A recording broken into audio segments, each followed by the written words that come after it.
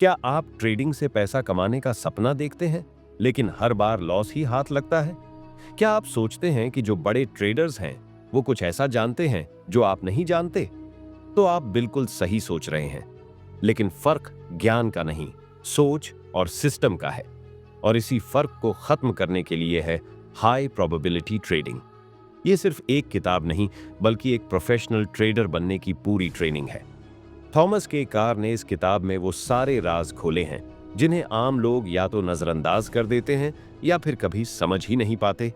ये किताब आपको सिखाती है कि ट्रेडिंग कोई जुआ नहीं, बल्कि एक प्रोफेशनल बिजनेस है, जहां हर एंट्री, हर एग्जिट और हर फैसला डेटा, डिसिप्लिन और साइकोलॉजी पर आधारित होता है। आपने शायद सुना होगा कि 90% ट्रेडर्स पैसा गंवाते हैं, लेकिन क्यों?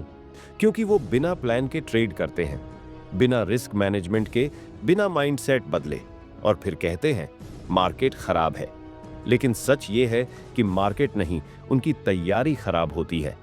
हाई प्रोबेबिलिटी ट्रेडिंग बताती है कि कैसे आप अपनी हर ट्रेड को लॉजिकल बना सकते हैं, कैसे रिस्क को कंट्रोल करके लॉन्ग टर्म में प्रॉफिट निकाल सकते हैं, और सबसे जरूरी, कैसे खुद को एक शांत, पेशेवर और प्रॉफिटेबल ट्रेडर में बदल सकते हैं। इस वीडियो में हम इस किताब के अंदर छिपे उन्हीं प्रो सीक्रेट्स को सरल भाषा में पूरी ईमानदारी से सामने लाने वाले हैं, ताकि आप भी ट्रेडिंग को जीतने का गेम बना सकें। तो वीडियो को आखिर तक जरूर देखिए, क्योंकि ये 20 मिनट आपके ट्रेडिंग करियर की दिशा बदल सकते हैं। चैप्टर 1, हाई प्रोबेबिलिटी ट्रेडिंग की शुरुआत होती है एक सच्चाई से कि ट्रेडिंग एक बिजनेस है, ना कि कोई शौक, नशा या जुआ। पहले चैप्टर में लेखक थॉमस के कार एक ऐसे ट्रेडर की तस्वीर खींचते हैं जो शुरुआती दिनों में बड़ी उम्मीदों के साथ मार्केट में आता है। वो सोचता है कि चार्ट्स, टिप्स और थोड़े से लकी ट्रेंड से वो जल्दी अमीर बन जाएगा, लेकिन हकीकत कुछ और होती है। बहुत जल्द वह लॉस का सामना करता है, घबराता है और फिर मार्केट को दोष देने लगता है। लेखक बताते हैं कि यही वो पड़ाव है जहां से दो रास्ते निकलते हैं, एक जहां व्यक्ति हार मानकर मार्केट छोड़ देता है, और दूसरा जहां से एक प्रोफेशनल ट्रेडर का जन्म होता है। कार कहते हैं कि एक सच्चा ट्रेडर तब बनता है जब वो अपनी गलतियों को स्वीकार करता है, लॉस से सीखता है और अपनी सोच को पूरी तरह बदल देता है। यही माइंडसेट शिफ्ट इस किताब का असली फाउंडेशन है।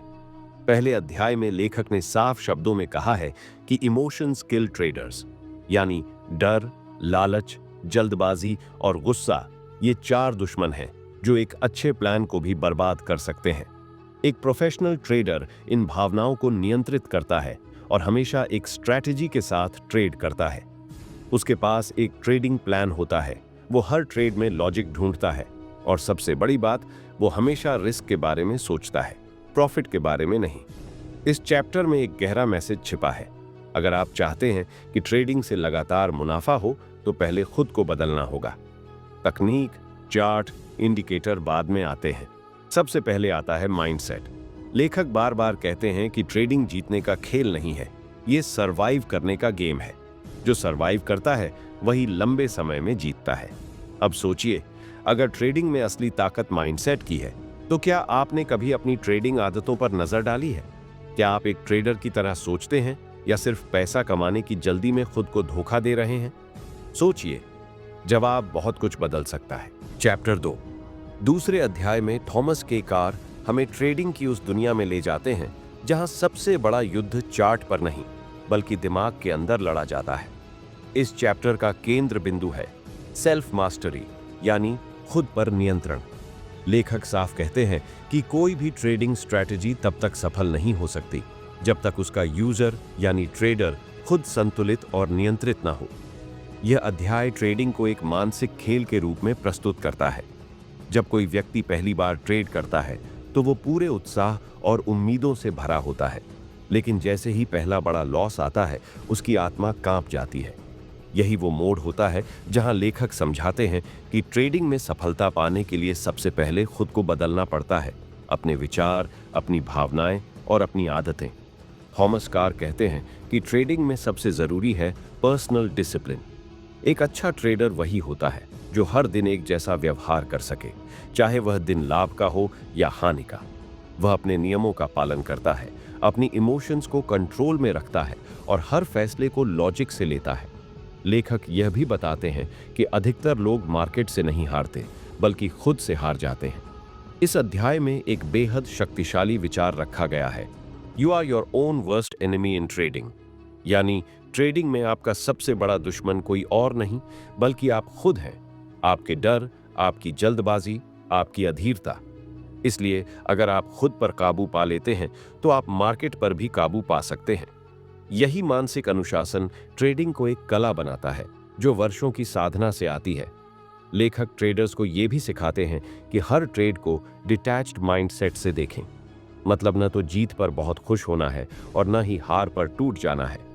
एक प्रोफेशनल ट्रेडर भावनाओं से ऊपर उठकर सिर्फ प्रोसेस पर ध्यान देता है, परिणाम अपने आप आते हैं।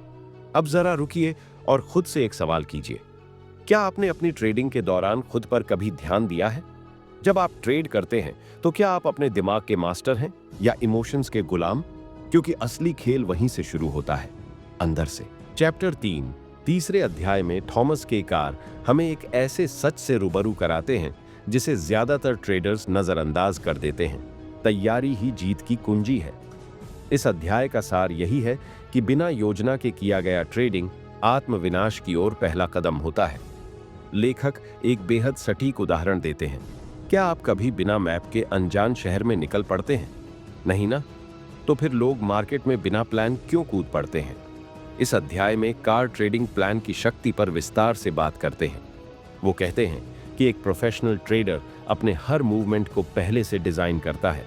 कब एंट्री लेनी है, कहां स्टॉप लॉस लगाना है, प्रॉफिट कितने पर बुक करना है, और अगर ट्रेड उल्टा चला जाए तो क्या करना है। यह सब पहले से तय होता है। भावनाओं के लिए उसमें कोई जगह नहीं होती। कार यह भी बताते हैं कि एक अच्छा ट्रेडिंग प्लान सिर्फ चार्ट्स या टेक्निकल एनालिसिस पर आधारित नहीं होता, बल्कि वह ट्रेडर की सोच, अनुभव और आत्मनियंत्रण का प्रतिबिंब होता है। प्लान बनाते वक्त वह अपने रिस्क को पहले मापता है, फिर रिवॉर्ड की कल्पना करता है।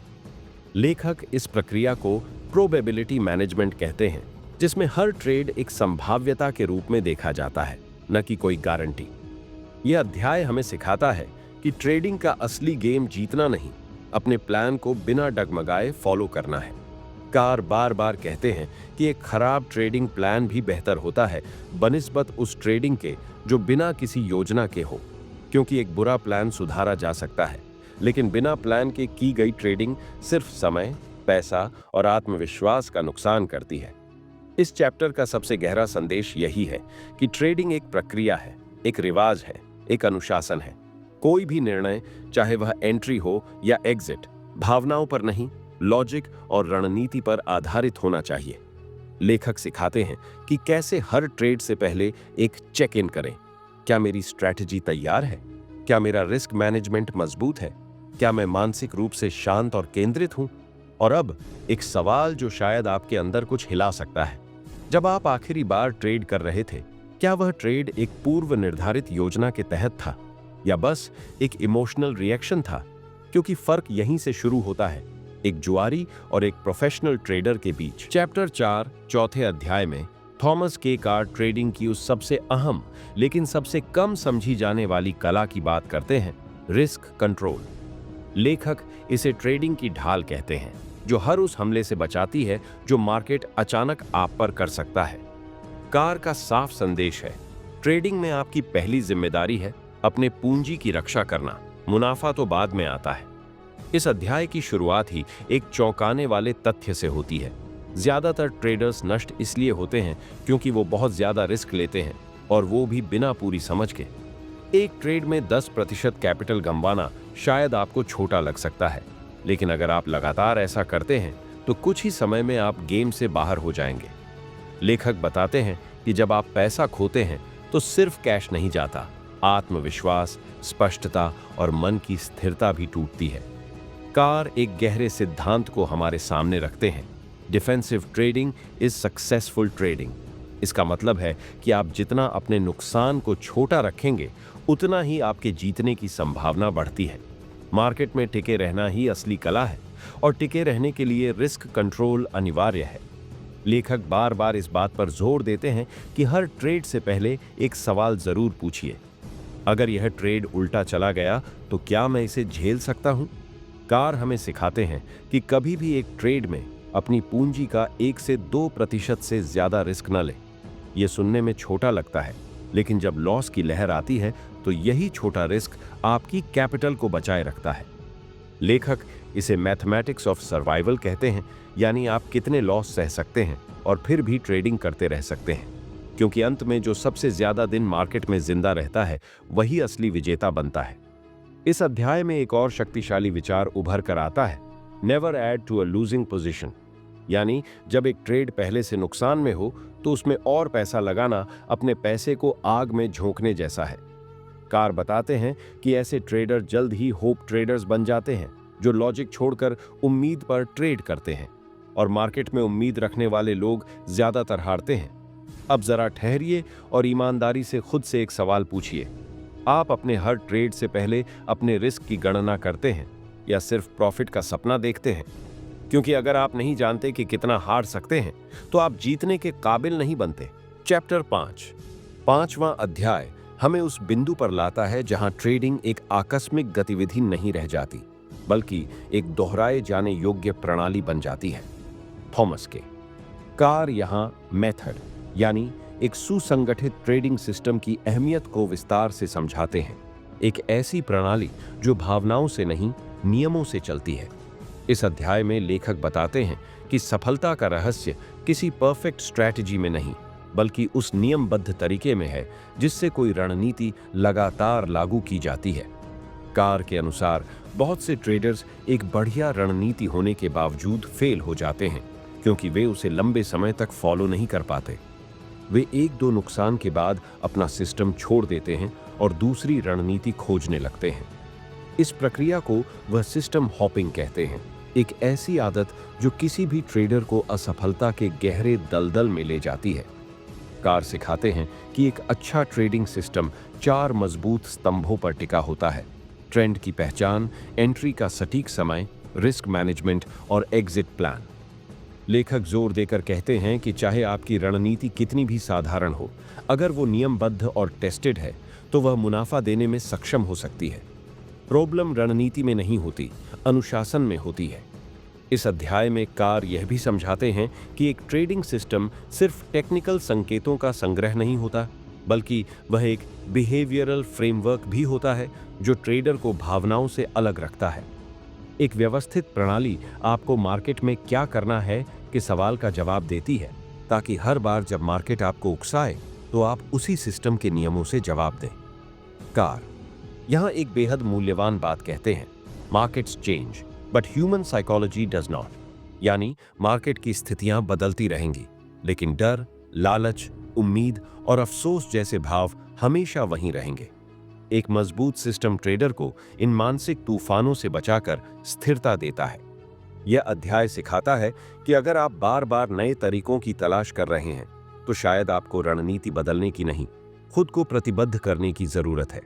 लेखक के अनुसार एक प्रोफेशनल ट्रेडर वो होता है जो अपने सिस्टम को फेथफुली फॉलो करता है, चाहे नतीजे थोड़े समय के लिए मन मुताबिक हों या नहीं।